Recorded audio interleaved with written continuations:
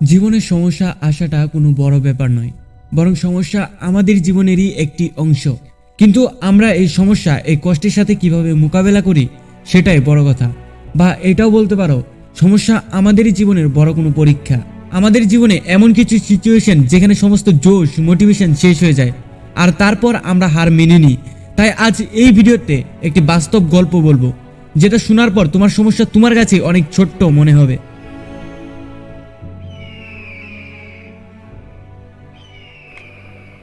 একটা ঈগল 70 বছর অবধি বাঁচে, তাও আবার রাজার মতো। কিন্তু কথা হলো, সেই ঈগলের জীবনে এমন একটা ভয়ঙ্কর সিচুয়েশন আসে যখন সে 40 বছরে হয়। তখন সে আর শিকার করতে পারে না, কারণ তার ঠোঁট নিচের দিকে ঝুঁকে যায় আর তার পাখনা ভারী হয়ে যায় এবং সেটা বুকের সাথে আটকেও যায়। এর জন্য সে ঠিকভাবে উড়তে পারে না আর পায়ের নখগুলো বেঁকে বসতে থাকে। হ্যাঁ, মাত্র 40 বছর বয়সেই। কিন্তু তার কাছে থেকে যায় শুধু দুটো অপশন, হয় 40 বছরে মরতে হবে, নয় আবার নিজেকে গড়তে হবে। সে দ্বিতীয় অপশনটি বেছে নেয়, যা তুমি আর আমি শুধু কল্পনাই করতে পারি। সে সব থেকে উঁচু পাহাড়ে নিজের বাসা তৈরি করে, তারপর তার ঠোঁটকে পাথরের মধ্যে মেরে মেরে ভাঙতে থাকে ততক্ষণ অবধি যতক্ষণ না সম্পূর্ণ ভেঙে যায়। আর এমনভাবে তার পাখনা ও নখ ভেঙে ফেলে।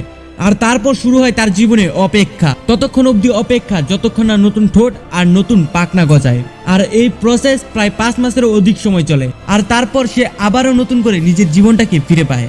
সেই ধারালো নখ, সেই হিংস্র ঠোঁট, সেই আকাশ ছিঁড়ে ফেলার মতো ডানা। আর এই প্রসেস কমপ্লিট হওয়ার পরেই সে আরো 30 বছর বাঁচে, সেই আগের 40 বছরের মতোই। তো এখন কি তোমার লাইফের সমস্যাও অনেক বড় মনে হচ্ছে? যদি আমরা দেখি, তাহলে একটি ঈগলের জীবনের সমস্যার সামনে আমাদের জীবনের সমস্যা কিছুই নয়। কারণ নিজের শরীরের ঠোঁট, নখ ও ডানা নিজেই ছিঁড়ে ফেলা কতটা যন্ত্রণার, সেটা একমাত্র বাজি জানে। যখন আমাদের জীবনে সমস্যা আসে, তখন অনেকেই সেই সমস্যার সামনে হাঁটু গেড়ে বসে পড়ে, আর তারা এটা মেনে নেয় সে এই সমস্যার মুখোমুখি করতে পারবে না, আর তারা সব আশা ভরসা সেখানেই ছেড়ে দেয়।